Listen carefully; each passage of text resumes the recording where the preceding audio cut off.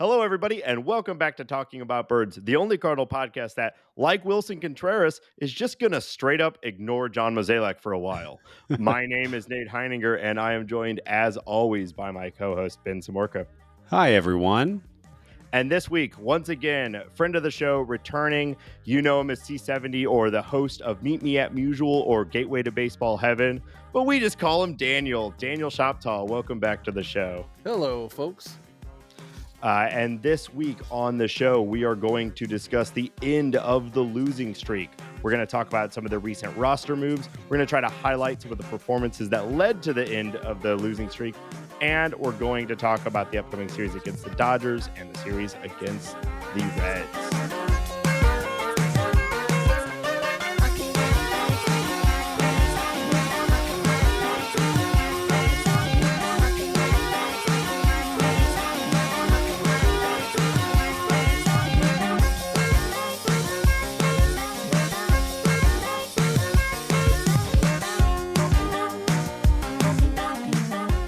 If you have an idea for the opening bit, tweet us at Talk About Birds.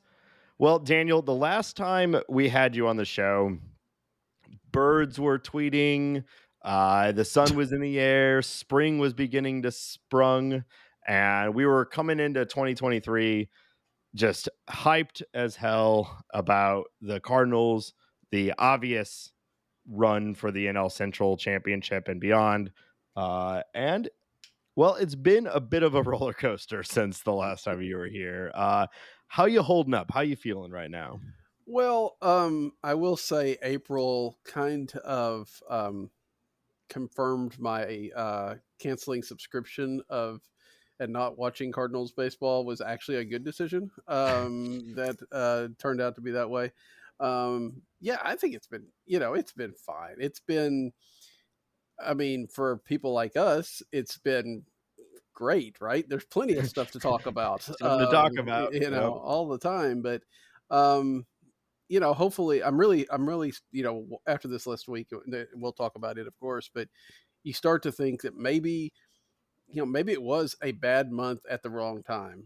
That if it had been July or August, we wouldn't have liked it much, and we'd be a little bit worried about them, falling apart down the stretch. But we wouldn't necessarily have the whole sky is falling, worst times since 1907 type of stuff. So, hopefully that's the case, and hopefully it's not too late to dig out of the hole that they've put themselves in. Yeah, it's always rough when you start seeing headlines like worst start since 1907. Worst team since they were called the Browns, like a lot of bad headlines. And then of course you compound all the dumb storylines on top of it. It felt particularly bad. But yeah, I mean, from a record standpoint, you're right. Like this happened right in the middle of the summer. Maybe it doesn't feel as bad if maybe they were up by 5 or 6 games in the standings before something like this happens. And just to add to that, like there's also like the flavor of some of those losses where it's just like everything seemed to go wrong at the worst possible time. I think it was this perfect culmination. Like you guys are both saying, if they would have just lost 8 games at any point during the season, that would have been fine. But they would have lost 8 games like that. I think it would still be super painful. Yeah. That was otherworldly, the baseball gods coming down upon the Cardinals and I guess us. It was rough. Yeah. Well, it was like exactly what everybody thought could go wrong and make this a bad season. It'd be different if it was Goldschmidt was hurt or, I know Arenado was bad, which was unexpected, but like everything else was exactly what we were saying. This could be the problem with 2023, and it immediately was. And so it's really easy to project that out and be like, well, it's bad. We said it was going to be bad. It's really hard to believe it will turn around. And this is a weekly show, so we ride the wave, baby, and we are feeling good right now. It's been a much better. But before we get too much into the actual baseball talk. Ben, you went to a live sporting event over the last week, and I know you have something to talk about here. Oh, yeah, well, I thought that I thought that you two would get a kick out of this. I got a kick out of it, and I've actually decided to go to two live baseball sporting events since we've last talked. So it's been great week. The Rockies are bad. That's been fine. But anyway, so I go to a Rockies Phillies game on Friday. Meet my buddy Steven, who's a listener and a patron. Shout out Steven. Thank you. We go to the game, and he's not like he doesn't wear like sports gear or whatever, and he's wearing a Phillies red windbreaker, and I go, man, you can't wear that and sit next to us. We're sitting like 10 rows behind the Phillies dugout. We're going to be in enemy territory. I don't want to hear it from these Phillies fans, blah, blah, blah. He's telling me, no, it's going to be fine. It's going to be fine. We get up to go use the restroom in the middle of the game, and I believe it was Alec Boehm hit a monster, like 450-foot jack, and we're walking back to our seats, and this guy in a Philly, like full Phillies, head to toe, runs up. He's like, yeah, like screaming at Steven's face, and then slowly raises his hand for a high five right to Steven, who is I think a more quiet guy than this person. And I just look at him like, I told you so. And it made me very, very happy. Well, that's what you get for even resembling somewhat a Phillies fan. You have Thank to you. you have to expect to be verbally assaulted by even if it's for a positive thing, Yeah. You're Yeah. And you know how Phillies fans are. It was, you can imagine this guy. That's what I'm saying. He's going to get a battery thrown at him or something. Or eat horse manure with him or something. Well, thank you for sharing. And yeah, Steven, come on. Do a little bit better next time. Do better. Yeah. Do better. C70, do you have a chance to make it to mini games, either local or I know you come up to St. Louis from time to time. I typically just make the one trip to St. Louis, although I'm not going to be able to make that this year. And occasionally I will get down Little Rock, which is a little over an hour from here, has the AA affiliate of the Mariners. Nice. It was the Cardinals when I was growing up. It was, that was where I saw JD Drew come up through there. Rick Ankiel came up through there. Sometimes I get down to one of those games a year as well. But no, I'm just not much at live, just where I'm at and everything else. Yeah. Live sporting events just don't happen that often. Yeah, that's I was curious about, but man, those AA games, AAA games, that's a lot of fun to go to, even if you're not, even if it's not a team that you support.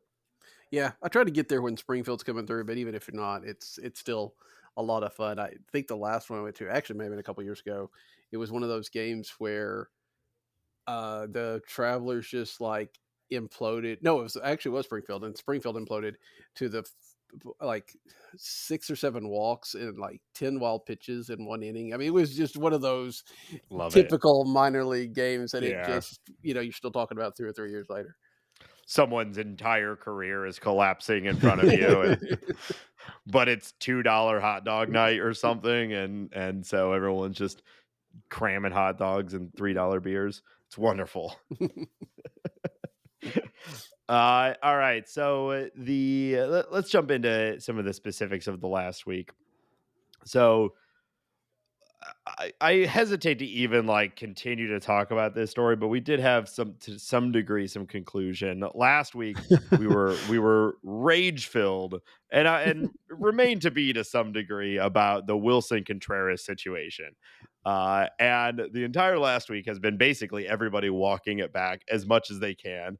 Wilson Contreras saying, I don't know, I didn't make any changes, and now he's essentially been identified as the starting catcher again. C70, how you feeling about all of this? Yeah, well, it's a mess. There's no doubt about that. I do think it is fair to say that if the Cardinals saw something, and again, it seems like they went about it the absolute wrong way, but I do appreciate the fact that they tried to fix it instead of just letting it ride. Now, again, it's been a week. How much did that actually happen and all that? That's completely understandable. But I do think, it would have been very easy for the Cardinals to say we spent $88 million and you're just going to be the the guy, and even if it's not working. But all that said, the Cardinals have had terrible communication with players. It feels like for like a decade or more. Right. And this is just the most extreme thing of it. And again, like Ben was said earlier, when you've got the losing streak on top of that, and everything else is going wrong, and it is an opportunity. It's a public misstep the Cardinals don't make very often, that Yeah. allows media to focus on them. And sometimes when people are down, they get kicked a little bit. Yeah.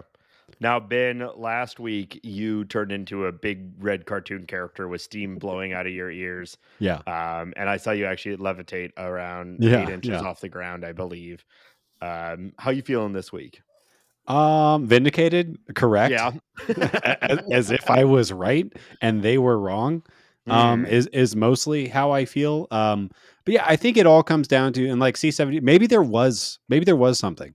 And maybe they did a really bad job of communicating that inward, outward, all around. They just did a bad job.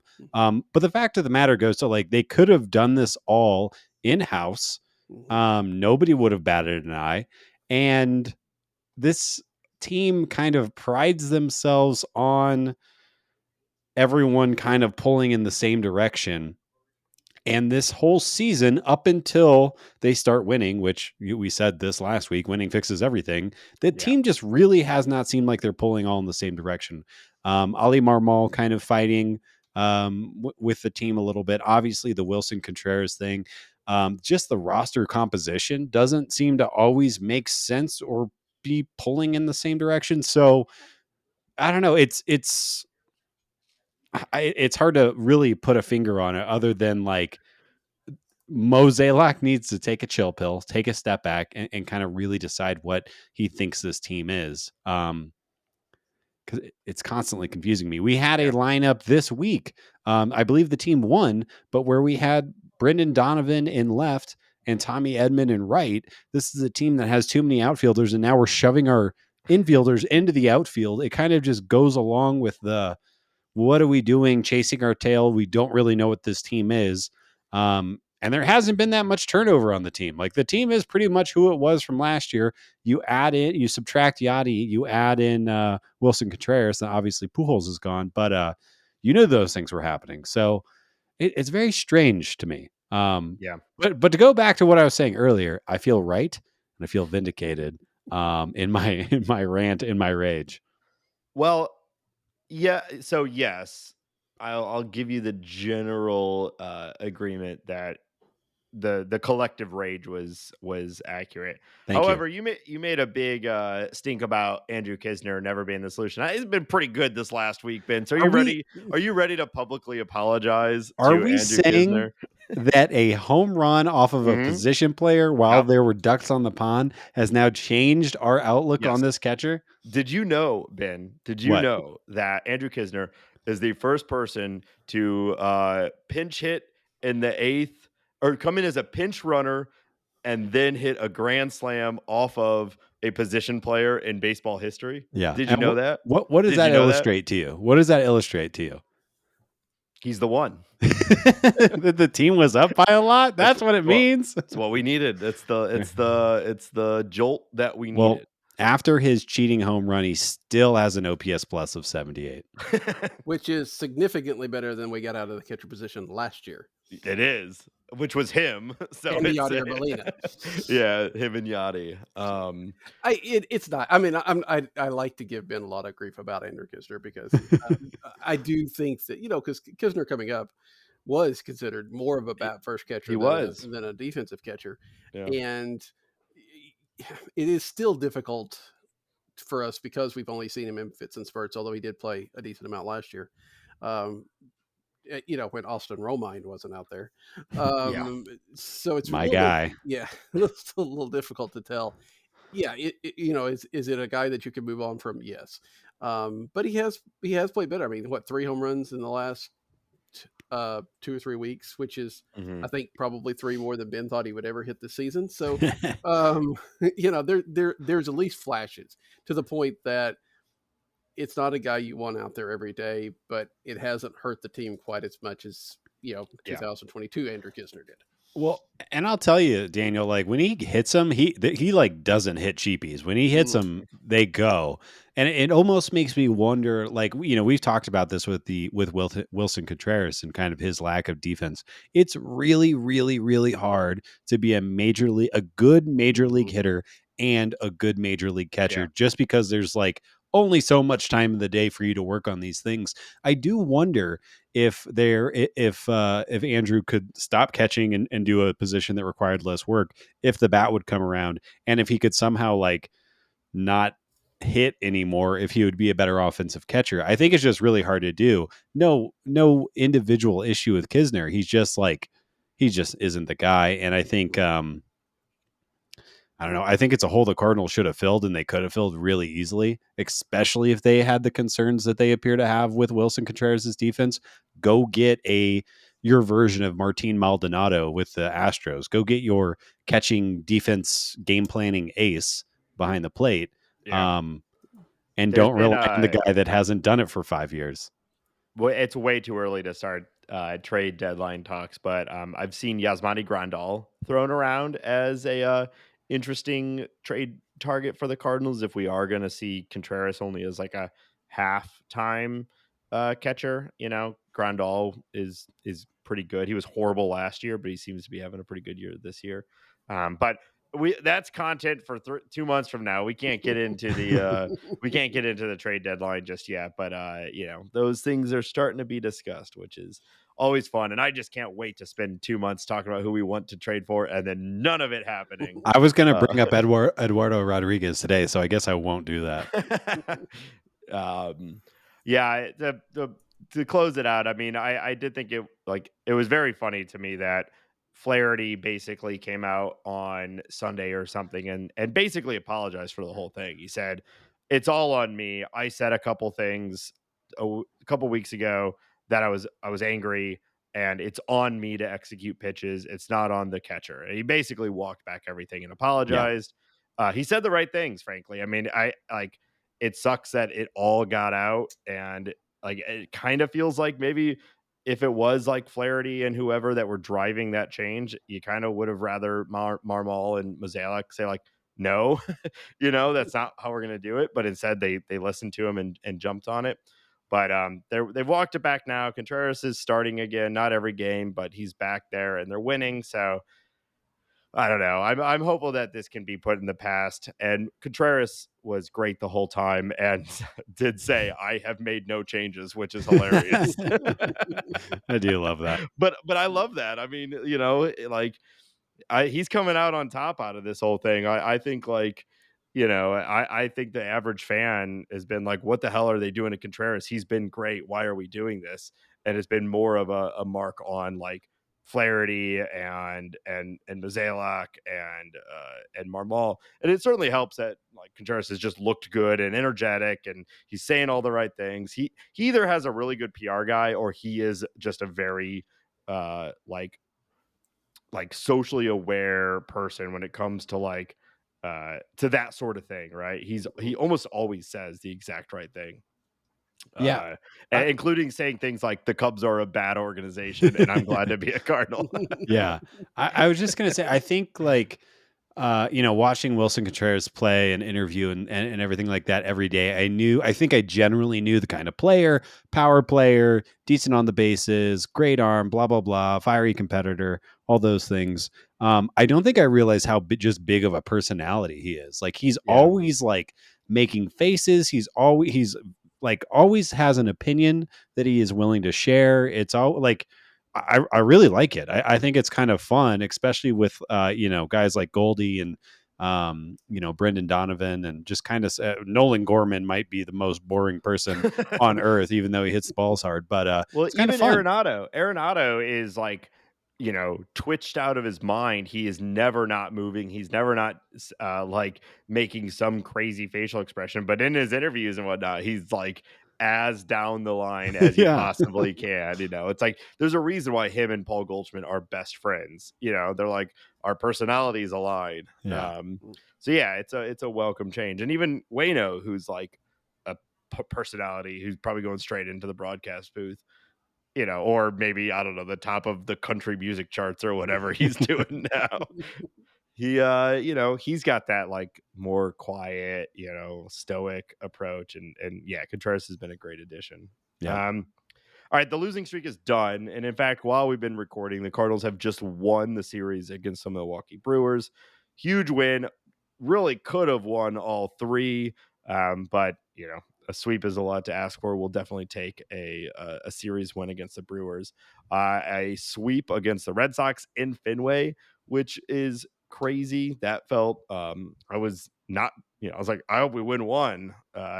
So what have they won? 7 of the last 8 now. 8 of the last 9. Yeah. Now 8 of the last 9 with tonight. Yeah. So full on reversal of everything. Still not a great record, but this is what they need to be doing in order to get out of the dumpster, out of the basement. Daniel, what has stood out to you most over the last week in this turnaround? I think the biggest thing has to be Nolan Arenado, Yep. right? I mean, 5 home runs in 5 games, and y'all have talked about it, especially a couple weeks ago, getting into it, and I appreciate y'all fixing him.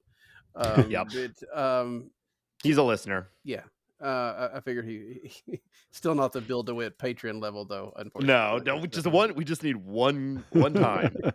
We promise we'll stop the show. But I think that just having that just obviously clicked the lineup, right? I mean, Yeah. you didn't have that gap at 3 or 4 that just kind of spurred things. So I think that's been the biggest thing. It was obviously great to see a good start out of Jack Flaherty, and the pitching staff has been better. It feels like over the last few games, but I don't want to count those chickens just yet. But having Arenado back to what he looks like, I think is the biggest thing that I take away from it. Yeah. Yeah. It turns out when your best player is playing like your best player, your team looks a lot better. Mm-hmm. Unless your best player is really bad, but that's not the Cardinals case. So yeah. Hey, the A's and Brent Rooker, they're looking fine. Yeah, I guess. Yeah, the you have to have a best player who actually is a meaningful best player. Don't sleep on Rooker, man. That power, I think it's real. Hey, he was an early draft pick. Just needed a chance. Yep. Ben, what's we've got Arenado. Anything specific about Arenado or anything else you want to call about the turnaround? I think anytime Nolan's in a slump, let's take him back to Boston. He loves hitting there. What we got? The Chowda. He said in an interview that he likes the energy there. He likes big Manny Ramirez fan apparently.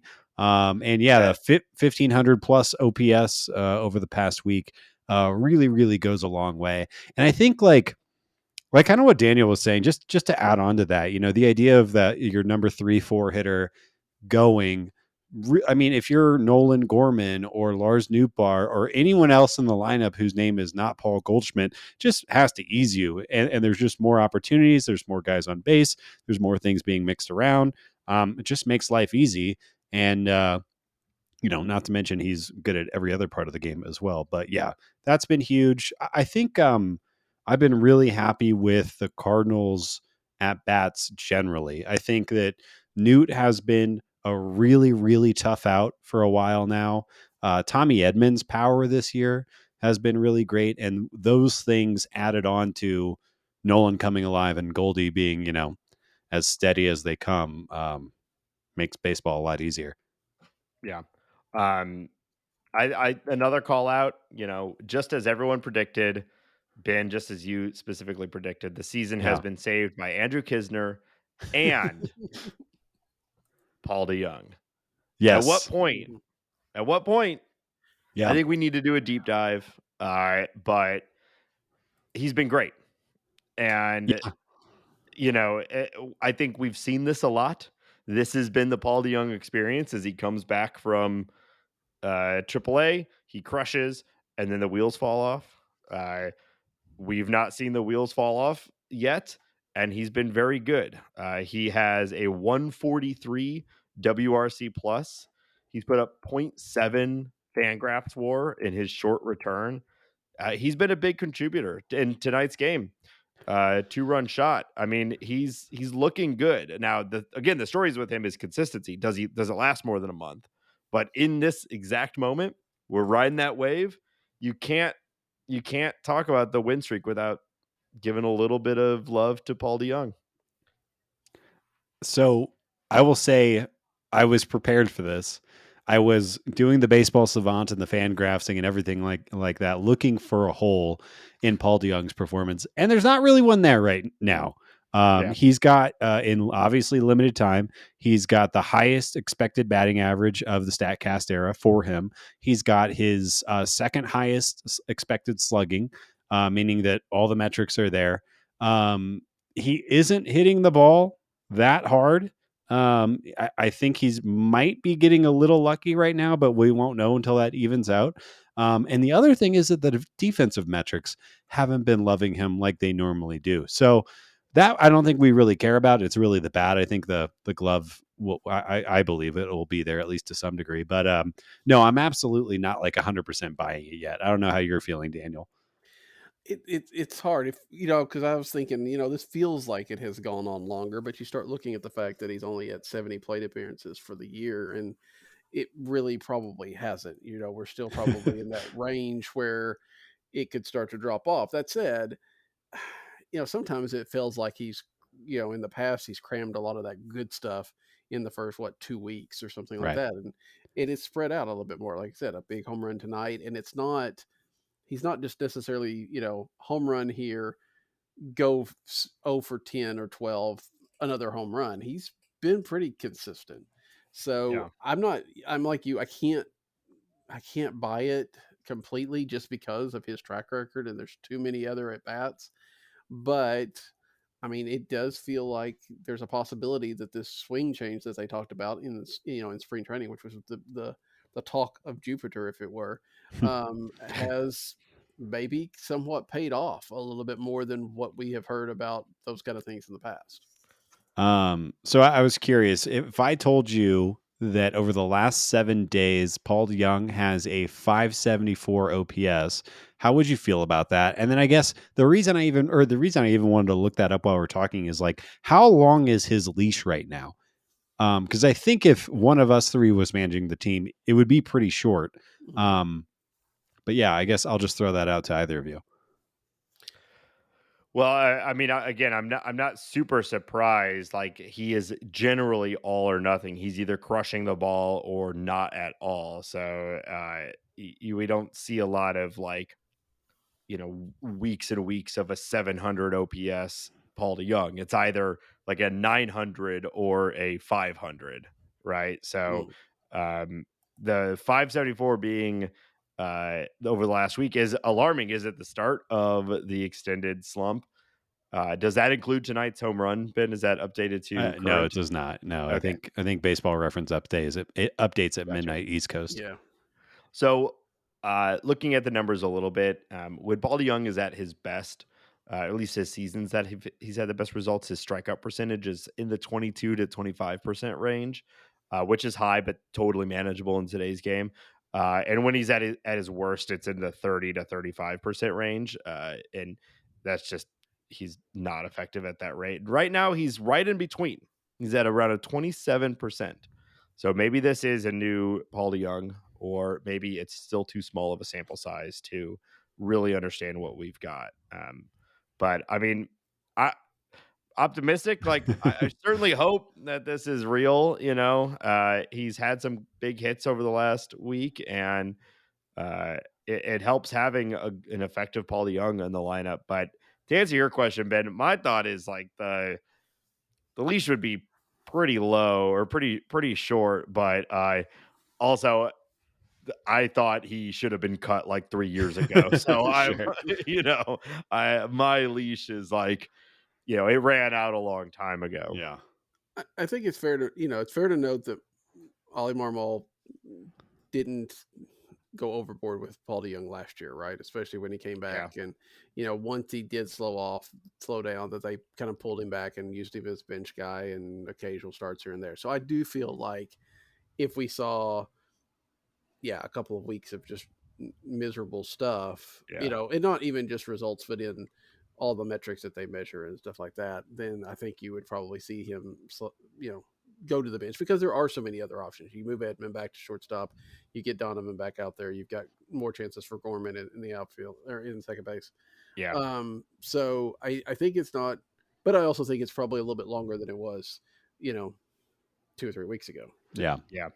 Well, last year it became very obvious by the middle end of the year that like Donovan was something Mhm. special and worthwhile starting every day at second base, and Edmund was playing really well at shortstop and having a great year. So it really did make it pretty easy and pretty justifiable not to have DeYoung out there every day. And I think we're basically seeing the same thing right now. Like every day Gorman sits feels like a bad day at this point, and I think he should just be the starting second baseman. He had that great play in the game last night, ranging to his right, crossing over basically in the shortstop territory and making an incredible throw. Like, I think he's becoming a pretty good second baseman, Yeah. and I think he just needs to be there every day. And not that that's a crazy hot take; they're essentially doing that. They still are obviously hesitant to start him against lefties, but we're starting to see that more and more. So they're handling him, I think, in the way most teams would. But like it's gonna be really easy to squeeze DeYoung out if he struggles. Yeah. Before we move on, I did want to hit a couple of numbers about kind of just like the Cardinals, this winning streak, what this means, and kind of their place in the division. So we talked about how Fangraphs was projecting the Cardinals to have a negative run differential for the remainder of the year. I think it is really fun. We talked about that a week ago. I think it is really fun that that is already not true. They have flipped their run differential to positive. That these numbers are not including tonight's numbers. So obviously they put up 3 and gave up none. So that increases us even more. They now have 210 runs scored, 204 runs allowed, obviously boosted by scoring 18 runs in one game. But we're just talking about run differential right now. That puts the Cardinals Pythag before Wednesday night's game, to be clear, at 22-21. The Brewers are 500, 21-21, according to their Pythag, 183 runs versus scored versus 179 runs allowed. So that is more of like an emotional victory. Obviously, we still are where we are in the standings, and the Brewers are still where they are. But I do think that that is noteworthy and worth mentioning. And another thing to note, and this is, I guess, a problem with the new schedule and how it's organized and everything like that. Mhm. But after tonight's game, Wednesday night's game, the Cardinals and Brewers do not face each other again until the final weeks of the season, 7 of the final 13 games. So I think we feel pretty good about that's how the division is going to end. And though it might be that group of games that decides the division. We'll see. I mean, kind of hopefully, right? Like at this point, I would love to say by that week of the season, the Cardinals will have such an insurmountable lead in the division that 7 games against the Brewers won't matter. But at this point, I think our best hope is that that is the chance to win the division, is like those games Yeah. to seal it. Which that'll be fun. I It'll be hope. something. Yeah. Yeah, it's a I have been the grump that has not necessarily been excited about this new schedule, and things like that are a little bit of a reason. Is I know they scheduled the Brewers down there because they thought these two teams would be fighting for the division, make good for baseball at the end, but to go from May to September, I mean, both teams will probably be a little bit unrecognizable by the time they get there. Yeah. And it Yeah. kind of makes it, there is a chance where those games won't mean anything, which Yeah. is boring. Yeah. But It feels yeah, it feels overdone, like take out one of okay, let's do a 4-game series against the Brewers in the last week of the season. That's exciting. That hopefully matters. That should but like let's also do a 3-game right around the All-Star break or something. Like Yeah. split it out a little bit more. I agree that like a 3-month gap between the division rivals, the two contenders for the division is too much.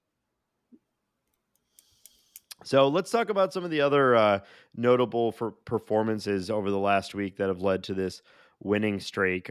We touched on it a little bit already, but how good was it to see Jack Flaherty looking like the Jack Flaherty that we've wanted to see for years now, even with Wilson Contreras behind the plate.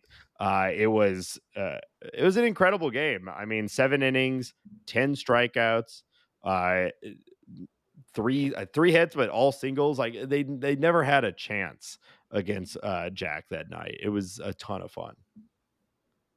Yeah, his fastball velocity was there, and I'm not sure if Jimmy the Cat or Derek Gould or anyone was brave enough to ask him about that post game, but him hitting 95 was nice. Him looking confident, like getting the ball and throwing it, and kind of getting it back and going again. The slider looked nice. Everything looks great. And yeah, in spite of Wilson Contreras' game calling, he was tremendous. So yeah, super happy about it.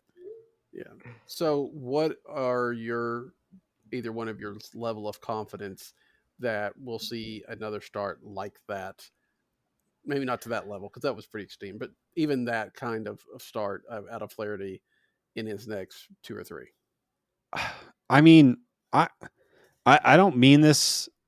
I mean this is exactly like without any other context behind it. I think Jack's a little bit of a head case, and I do think a game like this can result in really positive momentum going forward. Now, I probably wouldn't even pick him up on my fantasy team, let alone bet any real money on this. But like, It's you because he's know, on my fantasy team.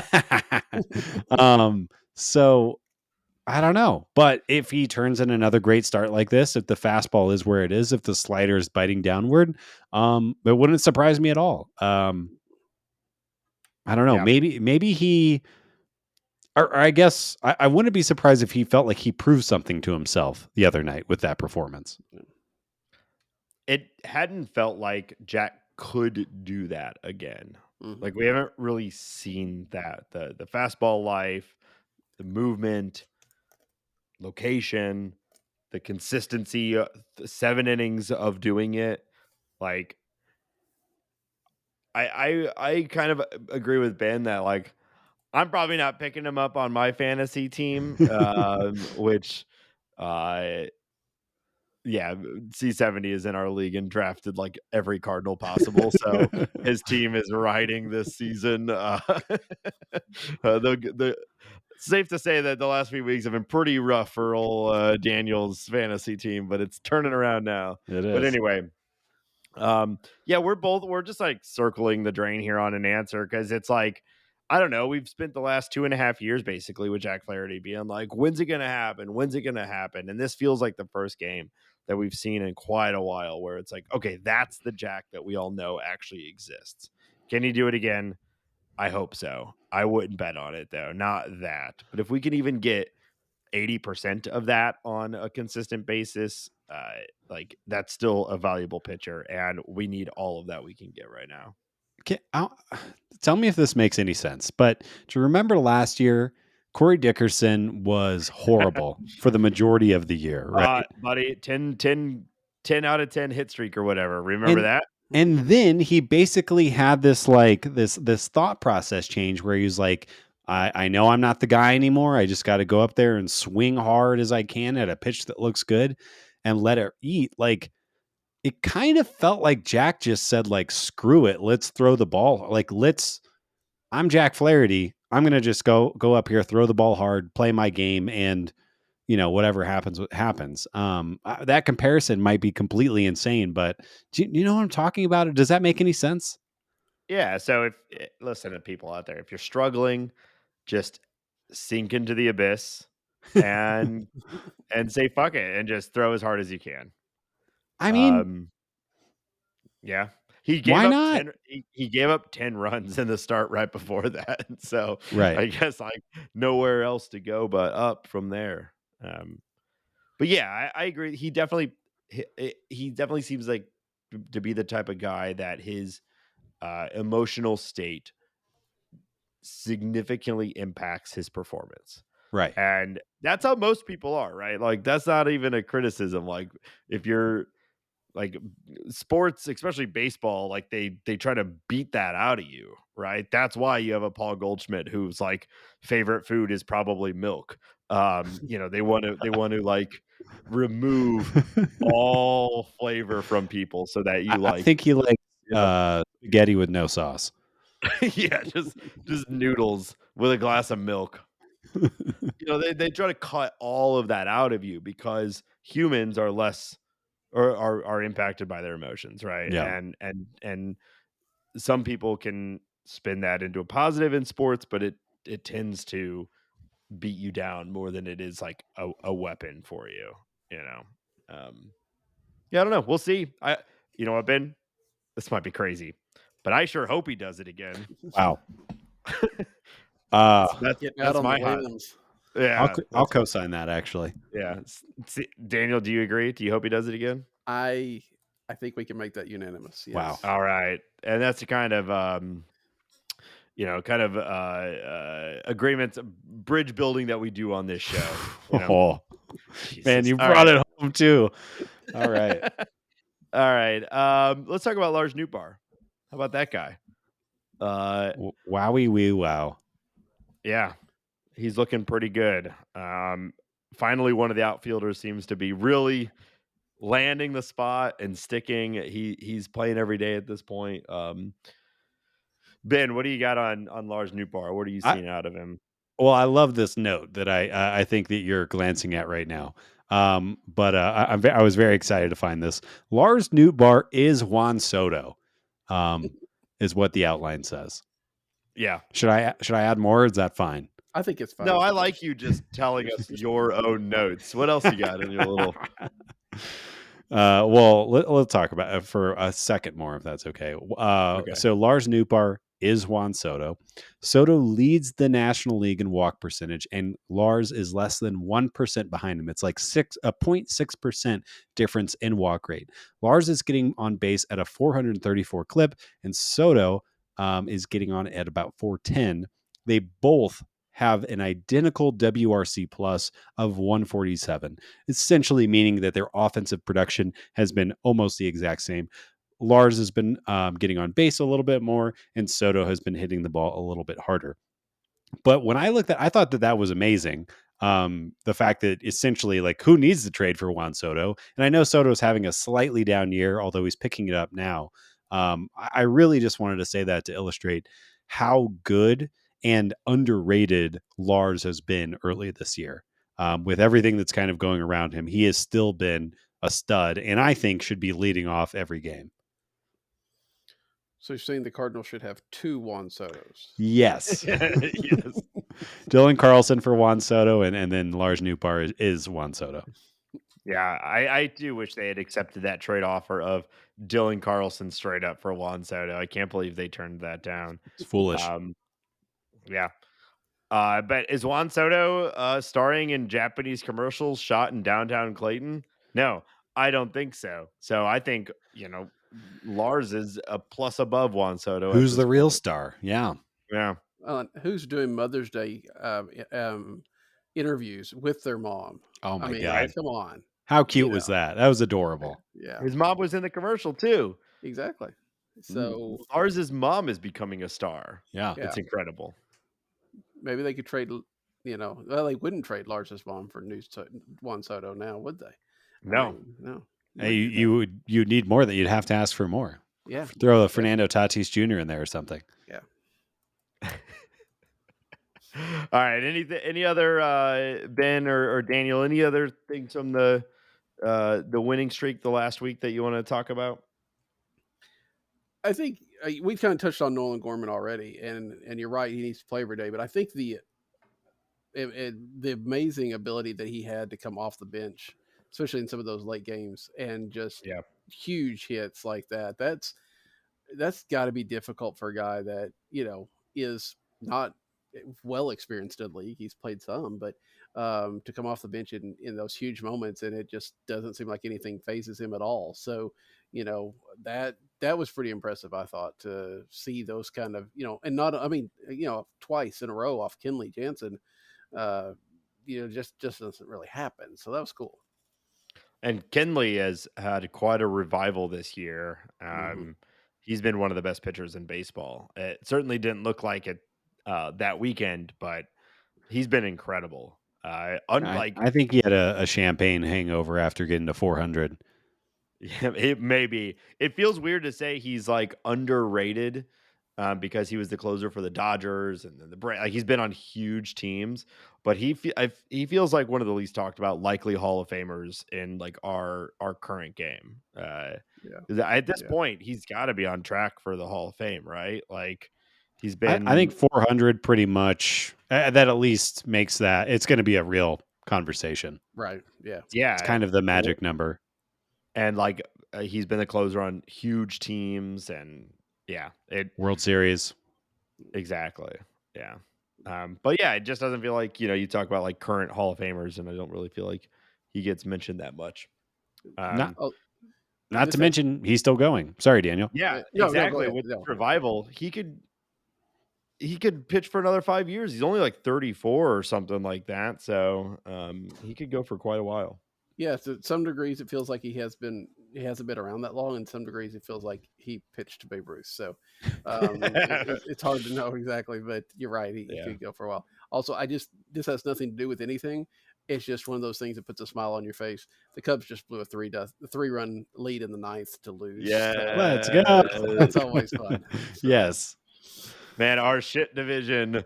There's there's no good teams in the NL Central. Just there's thank goodness. yeah, exactly. How about Wilson Contreras messing with Kenley Jansen in the game? How good was that? This is what I'm talking about. This guy, he is locked in. I can't believe more people aren't doing that, really. Especially when it comes to these like max effort throw 98 with movement closers. Um, throw off their timing. Take your time. You can use the clock Yeah, to your advantage, which I think is a fault in the design of the pitch clock personally, but those are the rules, so use them to your advantage. Well, and to yeah. be fair, Nate, go ahead. Well, if anybody's listening didn't see this, would you care to kind of explain what Contreras was doing to Kenley? Sure, like how do you do, like essentially he would stand in the box. Wilson Contreras would stand in the box. He would put 1 foot outside of the box, wait until it gets to about 8. Right before 8, he would get settled and make eye contact with him. And then Kinley would kind of start. And Kinley kept trying to start much sooner than that. But again, as it is written, the batter has until 8. And essentially, once the batter and the pitcher look at each other and make eyes, then you can start the action. Um, I just to reiterate, I think this is a dumb rule. I think the pitcher should be able to throw whenever they're ready.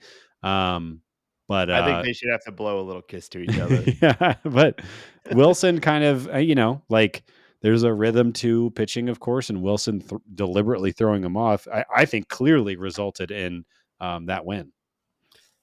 I will say that MLB put out a memo today, basically because of that, saying, trying to clarify that a batter can't really stand out in and out of the box, and basically clarifying it.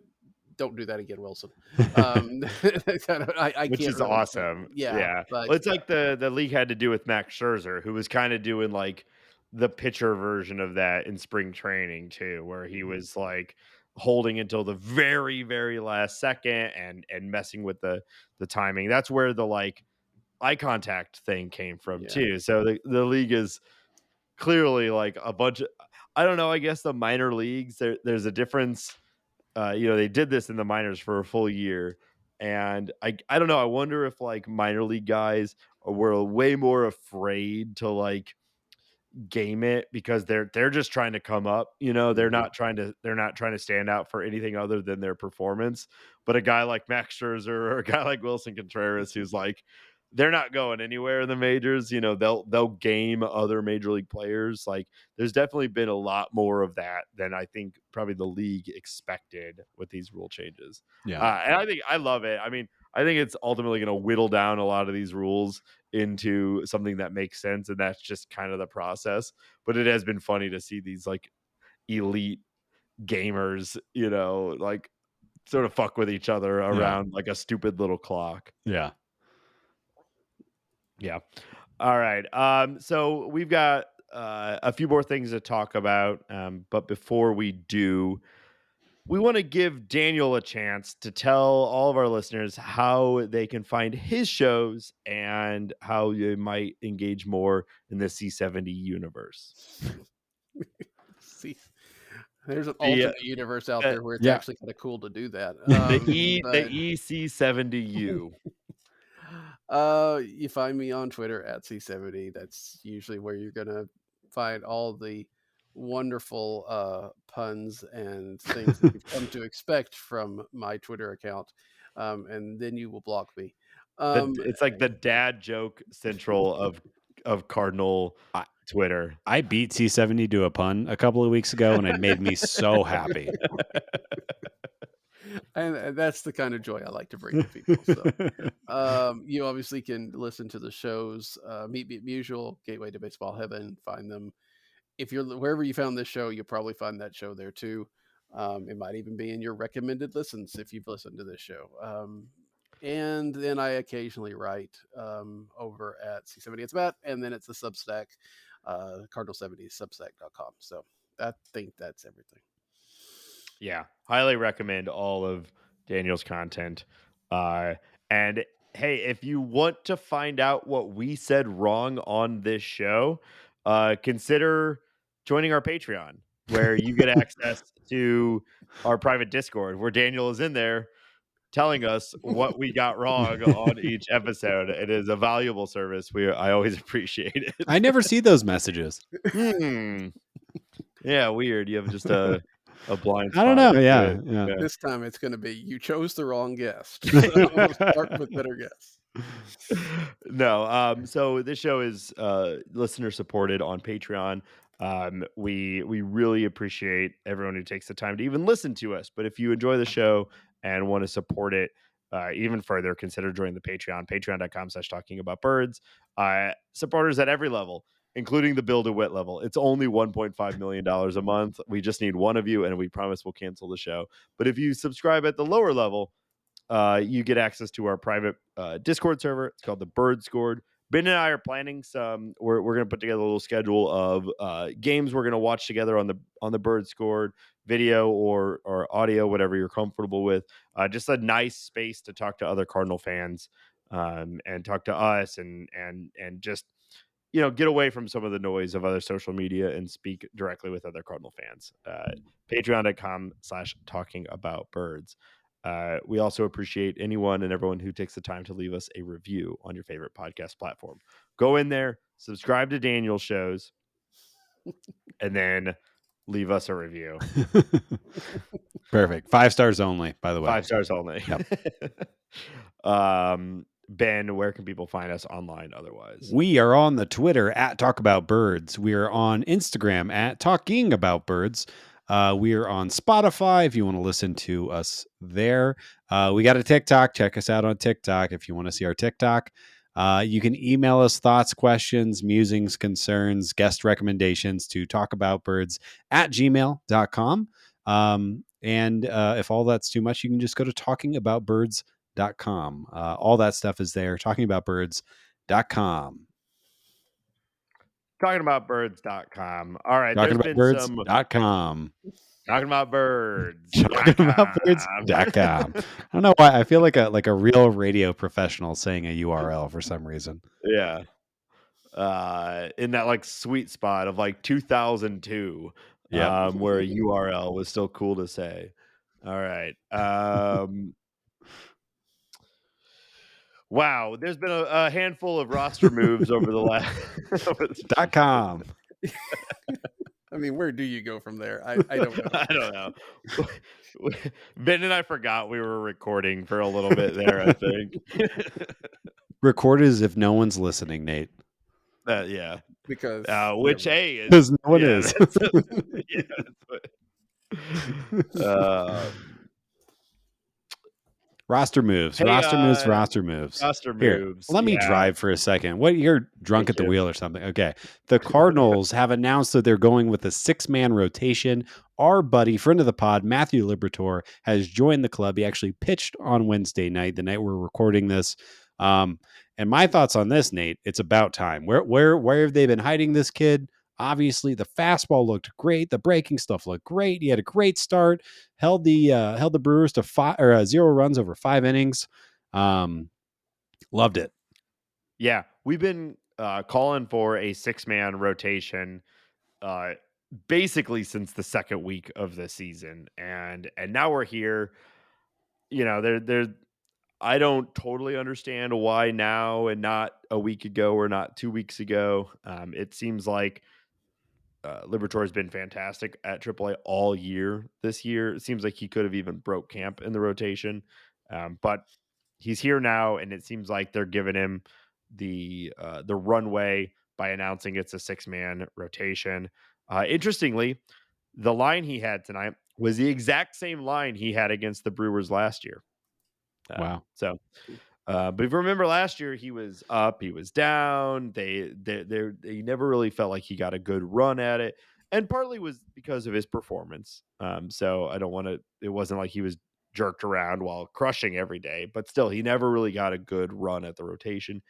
I'm hopeful that that's what we're about to see is, uh, months of Liberatore going every 5, because at this point, what else can he prove in the minors? We've got to see it in the majors, and we've got to give him the chance to adjust, for the league to adjust to him and him go back and so forth. Because what else are we doing? We Woodford or Matt, or like, no, he's one of the best options. I'm throwing my hands up in the air.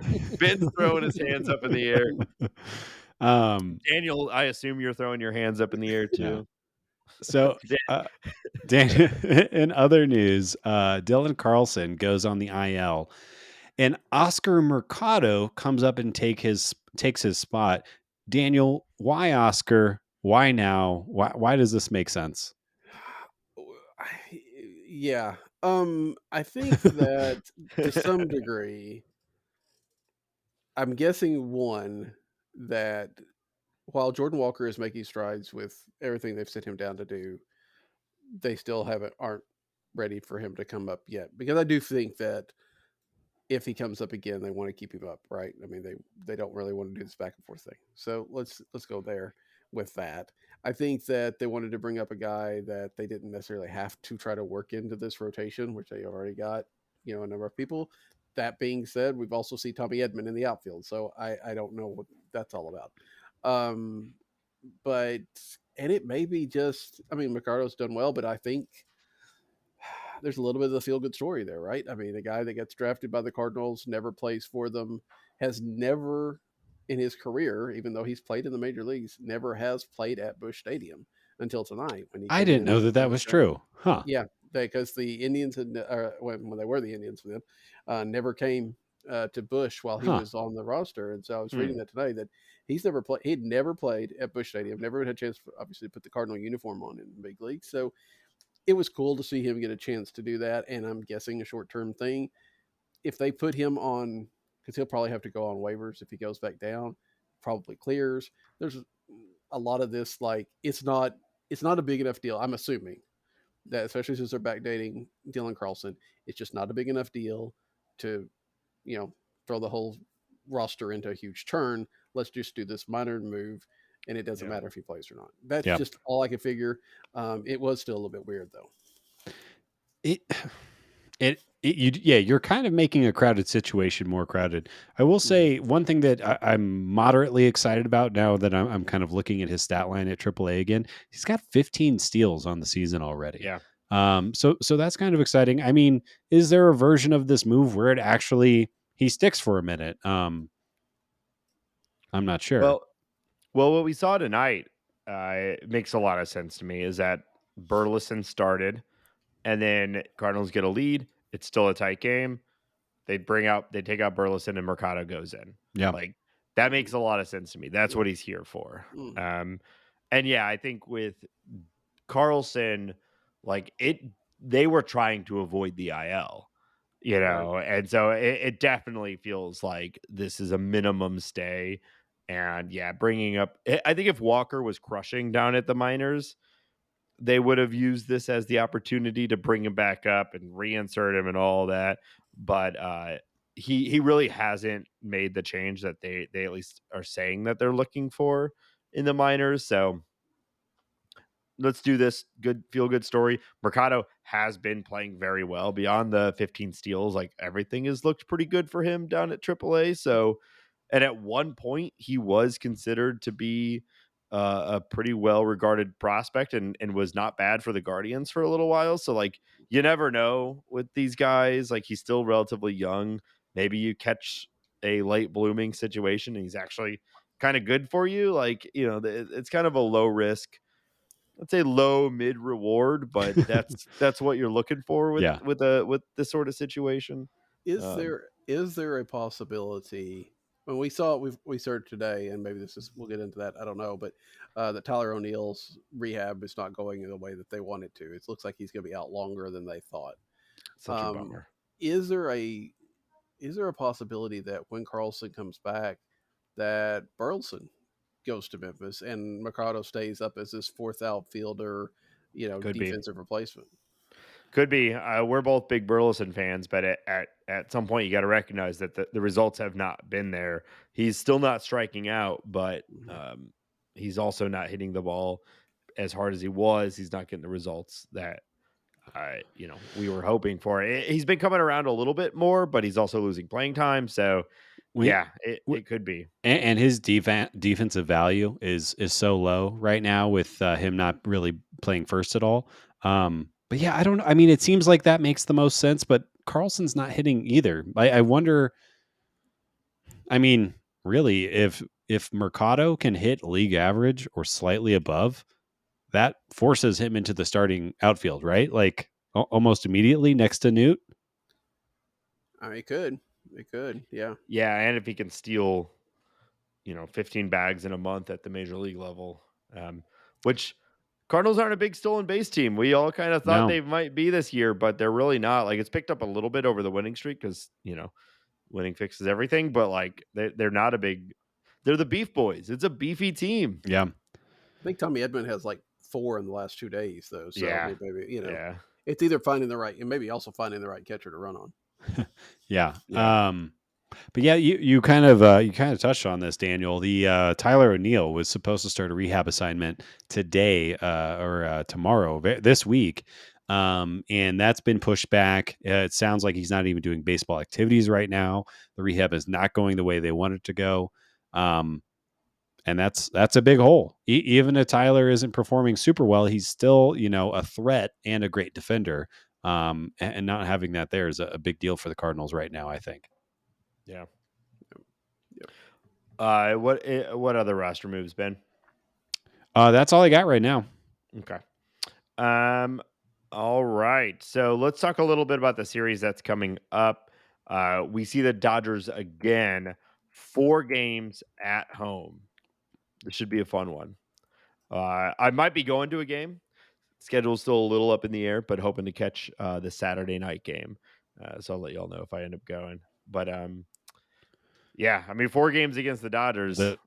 We're catching them at the wrong time. The Dodgers are red hot right now. Yeah, they are. You never root for an injury, but it looks like Dustin May is going to miss a little bit of time, who has been probably their best or second best pitcher, him and Kershaw. I mean, Will Smith is a superstar at this point. Mookie and Freddie Freeman, everyone knows who they are. And Max Muncy is fully bouncing back, having a great year. I mean, guess who's in first in the National League West? It is not the Padres. Like I think most people thought. The Dodgers are still the Dodgers. Yeah, I think there was a Yeah. little bit of it's like, oh man, the Dodgers didn't go and spend $300 million on a superstar this offseason. They're collapsing. It's like, yeah, maybe they're a slight step down from last year or the year before, but they also won like 107 games and 104 games or whatever. So even a slight step down from that is a like, high 90s win team. I think the death of the Dodgers was a little you know, a little overblown. Will Smith has a 613 slugging on the year right now. He has 16 walks and 8 strikeouts. So would you say that Will Smith slaps? Man, Oh my God. I hate that I laughed. I was sitting here thinking, do I make a slap joke? And I'm like, no, I shouldn't make a slap joke. And you just fucking walk right in and make a better one than I was. It's good though. Eh. May the slap never be forgotten. What a moment for our culture. I mean, and it's great because we're moving on from the Will Smith getting jiggy with it joke to now the Will Smith slaps jokes. It's just an evolution of what we get out of Yeah. Will Smith. Yeah, it only took 30 years between getting jiggy with it and the slap. Thank you for making me feel old.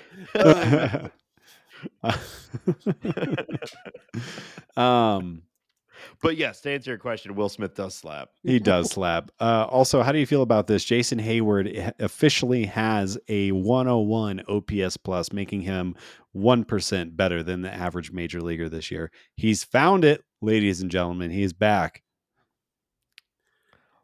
Everyone says the Cardinals have devil magic. The Dodgers are dripping with the blue blood of devil magic all over them. It's the difference is that they take players that have been good and make them good again, whereas Cardinals take guys that nobody's ever heard of and turns them into a all-star for about a year or so. Honestly, as much as I've heard about Jason Hayward, and again I don't follow it as much as y'all do, but I was almost a little surprised it was that low. I mean, he's definitely seems to have stepped up at a lot of times. And yeah, I think anytime you get out of Wrigley, it's got to be a great thing for a player. And obviously the Dodgers are, this is the reason they win all the time. Besides the fact they got all the money, they got a whole lot of smart people over there too. Yeah. I think far and away they're the best at putting the right people in the right position to be successful. Yeah. Speaking of devil magic, what do you think Corey Spangenberg is up to right now? I feel like there's a spot on the roster for him. Let's bring him back. Remember last year? Now I'm looking it up. Yeah, I expected him to be on the Marlins coaching staff this year, but I don't think he actually got. Oh the job. yeah. Because he was a big. I mean, Skip brought him in.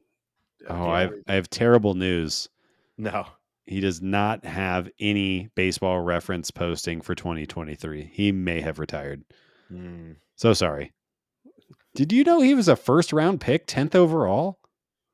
Wow. Yeah, he was one of those dudes. That's the whole thing with him, is that he was like, he was well regarded for a long time. Wow. Yeah. And now this podcast talks about him. The lowest of lows. Yeah. Wikipedia says he's a free agent. And, okay. Free agent, we mean, you're retired. You just don't. He hasn't filed the paperwork. Yeah. Right. All right. We've got the series against the Reds. How are we feeling about a few games against the Reds? What are you seeing from the Reds right now, Ben? I mean, you should feel pretty good about this. I will say that I just got to watch a Hunter Green start on Monday of this week. It's worth it. He's just awesome. If you can you can do that, make yourself watch that. Outside of that, this team is really, really bad. They just called up prospect Matt McClain, who's playing shortstop for them now. Spencer Steer is having an okay season. He's a prospect that should have a probably more power than he's got right now. Jonathan India has decided to go back to walking again, which he hated to do last year. Will Myers has been really, really bad. Yeah, I mean, and that's about it. I think Nick Senzel might be breaking out a little bit. But it's kind of hard to tell when you're like surrounded by so much crap. We'll see if anything's actually happening there or if he's just getting pitches.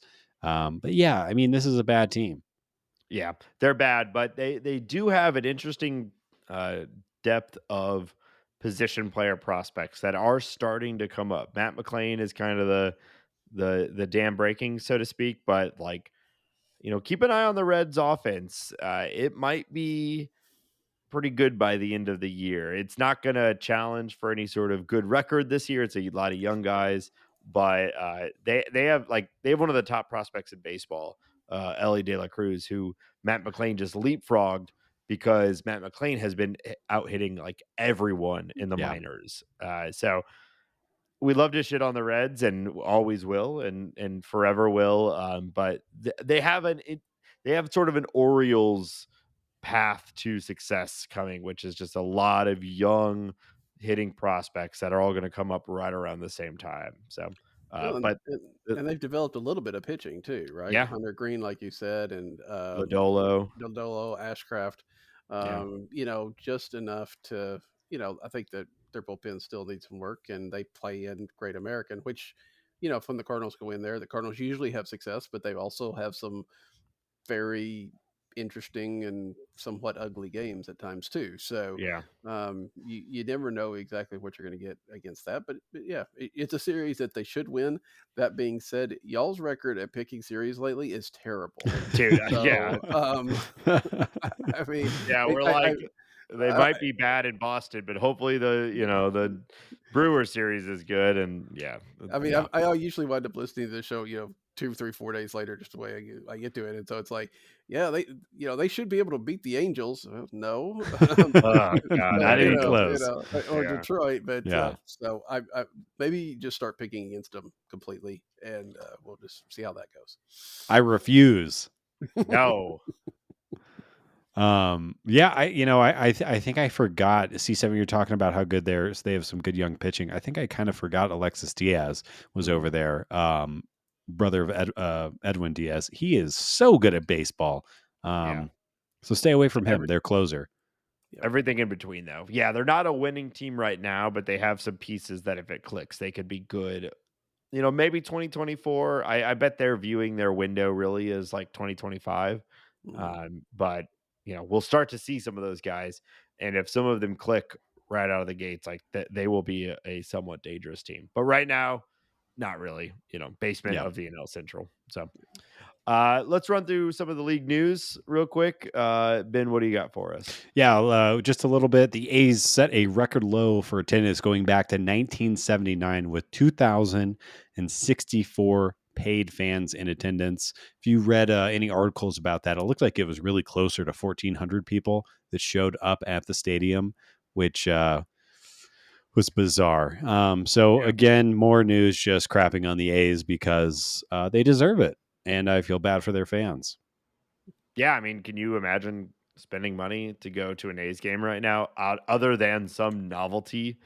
Like I want to go to an A's game right now because that sounds wild to be at a stadium with that level of attendance, and I bet that's what a lot of people are there for. Is like either that or Well, some a like lot of people is not the right term, yeah, but yeah. or if you're actually an Oakland resident who's an Oakland A's fan, you're probably like trying to get what you can while it's still there, which sucks. Would you do that? I wouldn't do that. I'd Yeah, go I don't watch know. the Giants, or I'd do something else, or Yeah, not be a baseball fan. I don't know what I would do. yeah, I mean, if you, especially, because I have fond memories of the A's from the '80s, the late '80s. Canseco McGuire years where they were winning, and we've seen a lot of boom and bust a little bit out there, but we've seen really good A's teams. If I had grown up watching them, I kind of think I'd be like that. I'd go just because you're right. It won't be there soon. Now, once they move, do you move over to the Giants or somebody? Probably, yeah. Yeah. But and if nothing else, the concession lines are daggum short. I was. So Do they well, even but no, fire up the grill? Like, I think they opened like 5 of them. I like they don't staff the ballpark either, Yeah. It's like a like, it's made to order. It's like you just put your yeah. order in. Oh, Dude, I bet those Yeah. nachos, that's the best nachos you can get. They're making them right Man, there in front of you. Old school diner style. that's right. to pick. Come on, give me an extra squirt or 2 of that cheese. It's not going anywhere. Yeah, That's what I'd be saying. stick it to Fisher, anyways. because those people are going to have jobs soon. That's sad to Yeah. think about. I watched Moneyball over the weekend. I had a Mm. couple too many drinks at the Rockies game, and then slightly hungover watched Moneyball first thing in the morning, and it did make me miss the A's. Not that long ago, the A's were that Mhm. team that were always finding a way to be competitive and in the playoffs and finding new guys. Seemed like finding multiple Brent Rookers every year. Yeah. Not Man, even that it long is ago, such like a bummer. Yeah. 2019. They Yeah, were that's good what in I'm like saying. 2019. Yeah, Mhm. yeah, Yeah. Sean yeah, Murphy is the best player in baseball per Fangraphs WAR. Or he might be second best. But anyway, like they just yeah. it's sad and I feel for him. Vegas, baby. Yeah. Something totally opposite in the news. The Orioles have added a splash zone to their splash zone fan section in the outfield. And I don't know if you've seen a clip of this or not, but essentially there's a small section of the bleachers and there's a guy that has like a big water gun hooked up to a hose. And when they score, hit a home run or something interesting happens, he sprays them all and everyone goes crazy. I think every team should have a splash zone. I don't care if it's Target Field up in Minnesota. If someone hits a home run, there should be at least a percentile chance that you get soaked. And Should that should just you be across the entire stadium. That would be awesome in early April in Minnesota. That's what I'm saying. Coat them in ice. That's great. Yeah. do you pay more or less for the splash zone?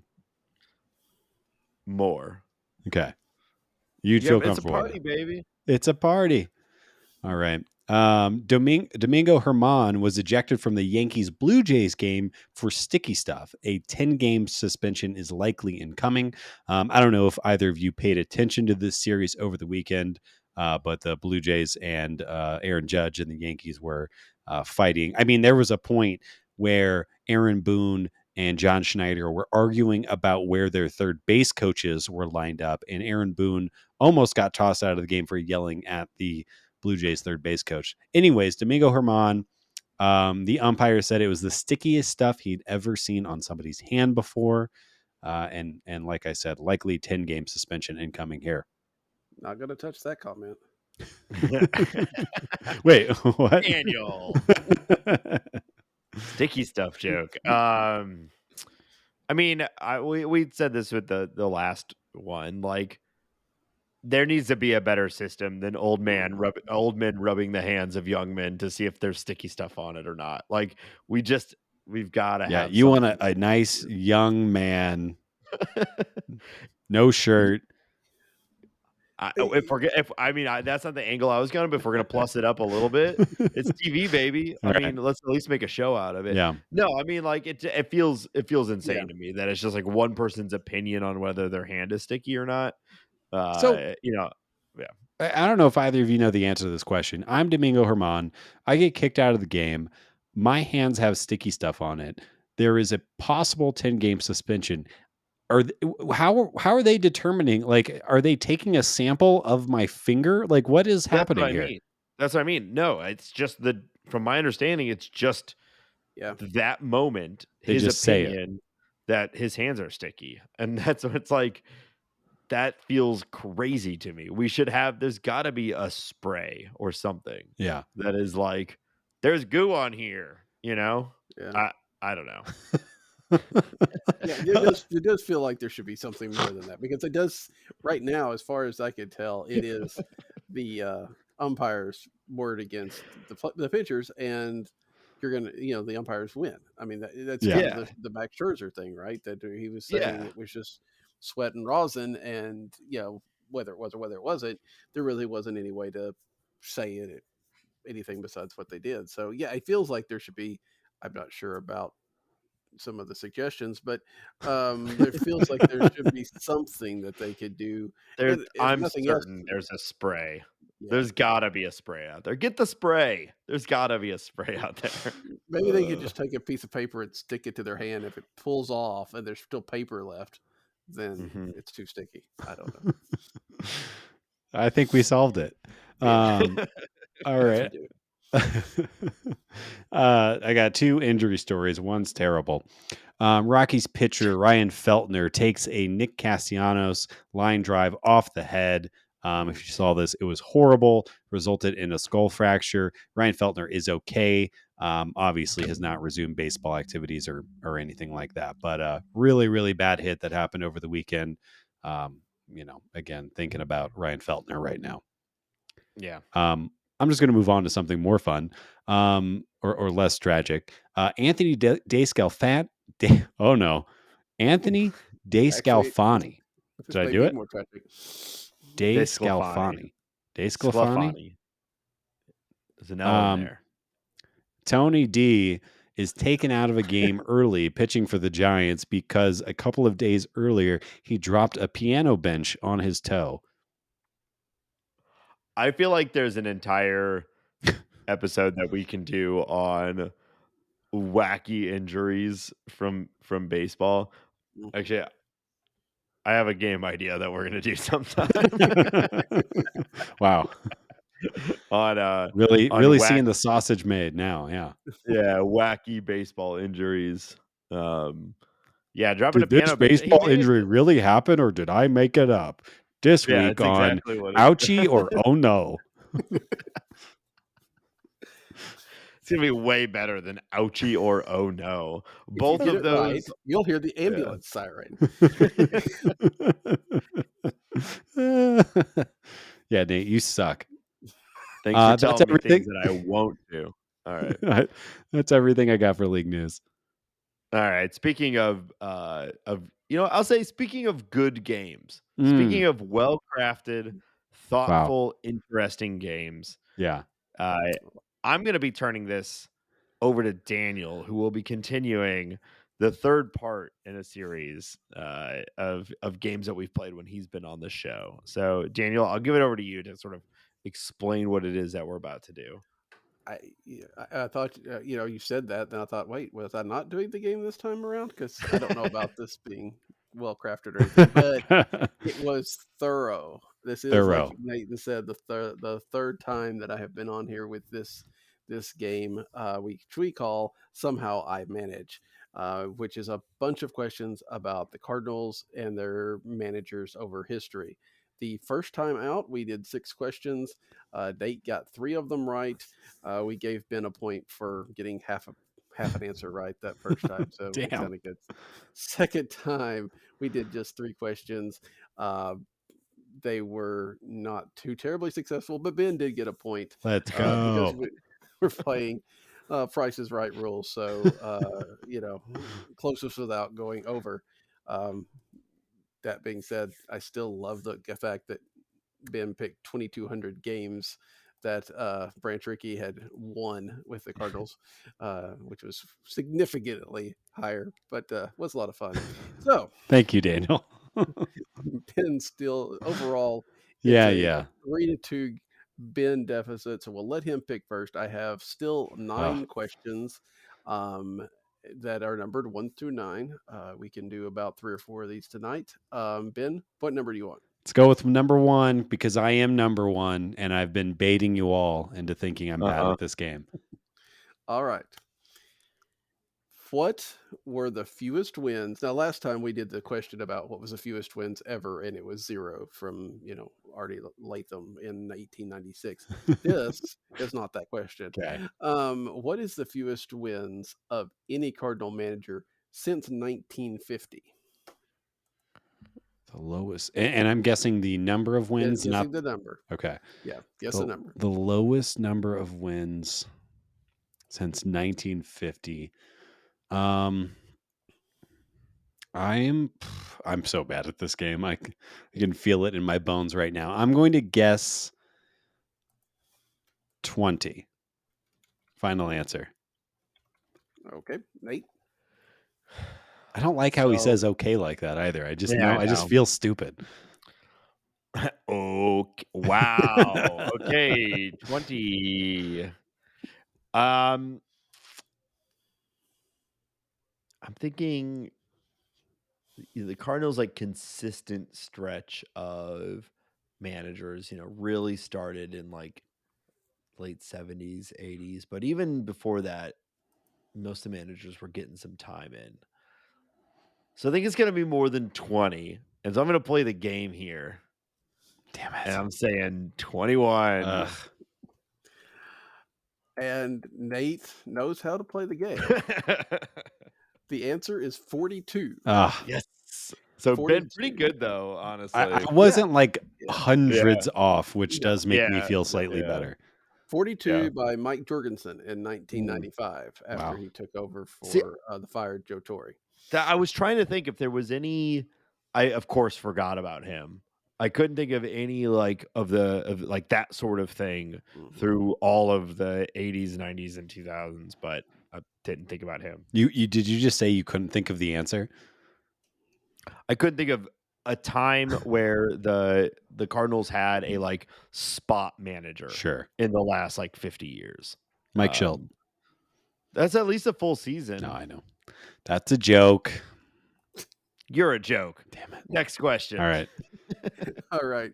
Nate, pick a number between 2 and 9. Let's go with number 9. Number 9. All right. Mike Schilt and Johnny Keane both managed 4 seasons, and both were ejected the same number of times. How many times were they ejected? That's a good question. Mike Schilt is a turtle, first off. a secretly fiery man. I will never forget the video that went viral. Who was it that filmed it? Randy Arozarena. Yeah, it was a Rosarena, where it was like, I didn't know he knew such naughty words. I'm gonna say 9 times. All right. Ben? Crap. I think that's a fine guess by a fine player. I think that's over. I'm going to say $1, Bob. Playing the game. Playing the game, but not as well as Nate. Damn it. Boom. It was 10. Oh, Almost right on. Man. Almost. Fine play. Fine play. These Very Price is Right impressive. rules are just horrendous. Yeah, but without them, we'd have like 0 points right now. So we got to do something. All right, Ben. Yeah. Between 2 and 8. Well, my previous strategy worked perfectly, so I'm going to say 2. All right. Okay. So, how many times in 14 years of managing was Red Shandy ejected? Wow. It's a great question.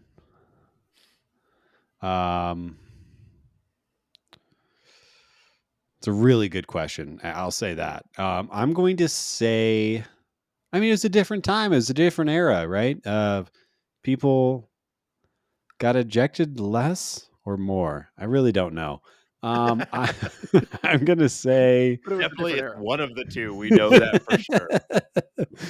I'm going to say Red got ejected.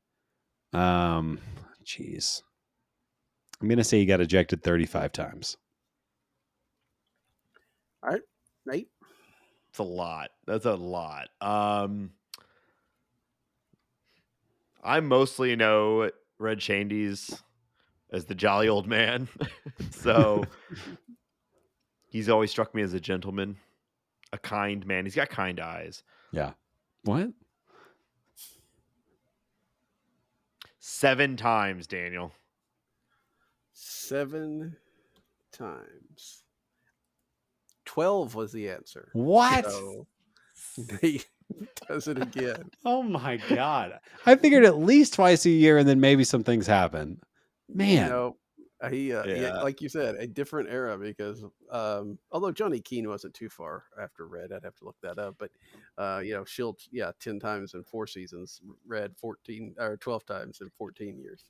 So I was right about that. It used to be different. Seems to be. Yes. I'm not giving you a point for that. So, fair enough. All right. Nate, you've got between 3 and 8.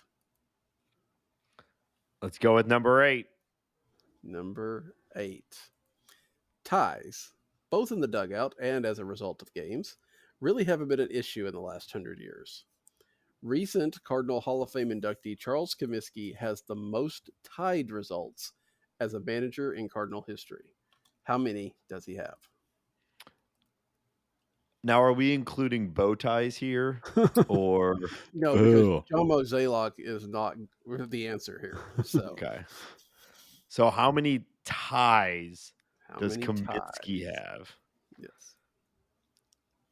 Oh man, I don't even know I don't even know when ties stop being. Yeah, same. Yeah, like so. Kaminsky's like late 1800s, right? So, um,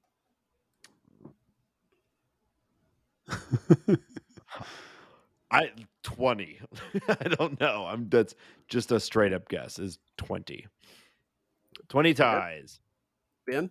Okay, I'm gonna just make this guess so that Nate can't win. I'm gonna say 21. 21. Yeah, nobody wins this one. Yes. 16. 16. 16. Damn. I was still close. You were still close. I was Yeah. still so close. I was expecting Ben to do the dollar, but no. I was thinking that, but then I figured it would have been higher, and I just didn't want him to win, so I had to kamikaze that one a little bit. That's fair. So, well, it doesn't really. I was no matter what not winning, Ben. All you did is hurt yourself by guessing. What? Oh, I guess never mind. He If it was over 20. know that. If he knew that, he would have guessed the right answer. Yeah, if I knew the answer was 16, yeah. I would have guessed 16.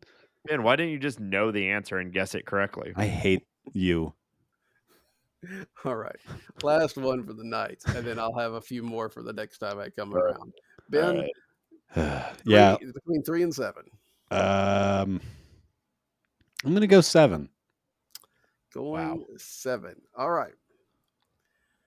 Chris Van der Osch was one of the early owners of the team. And because you could do that back then, occasionally even managed a team. Can you imagine Bill DeWitt doing that today? That would be kind of fun. He managed 17 games over the parts of the 1895, 1896, and 1897 seasons. So 17 games. How many of those games did he win? 17 games he managed for the turn of the century. I'm going to go. Damn. I'm going to say he won 7. Nate? So I don't know the answer to this, but I do think it's crazy timing. So a podcast that I really love, The Dollop, they do a bunch of stuff on baseball, and they've just released part 1 of a 2-part series on Chris Vander Aa, or however you say it, Chris Vander Aa, and like he's the guy who hired Kaminsky, and he sounds like probably a really bad guy, but anyway, I don't know the answer. I'm going to say he did better than 7, though. I'm going to say 8 wins. Damn it. And nobody gets any points. Damn it. He won 3.